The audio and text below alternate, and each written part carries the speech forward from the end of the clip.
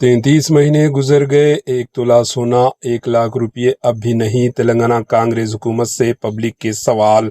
तेलंगाना में गरीब घरानों की बेटियों की शादी के लिए 1 तोला सोना और 1 लाख रुपये देने का कांग्रेस रेवंत रेड्डी हुकूमत का इंतखाबी वादा एक बार फिर सवालों की जद में है।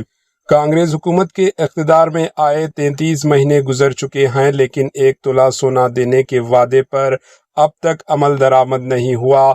दूसरी जानिब रियासत तमिलनाडु में चीफ मिनिस्टर विजय की जानिब से पैदा होने वाले बच्चों को 1 ग्राम सोने की अंगूठी देने की इलेक्शन वादे पर चंद ही महीनों में अमल शुरू होने की खबरें सामने आ रही है।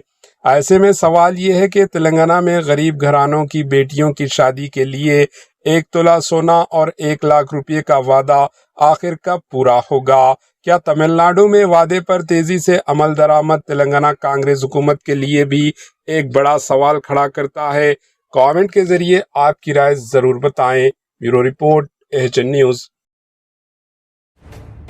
एएचएन न्यूज के यूट्यूब चैनल को सब्सक्राइब करें और बेल आइकन को दबाना ना भूलें ताकि आपको हर नई आने वाली वीडियो का नोटिफिकेशन बर वक्त मिल सके।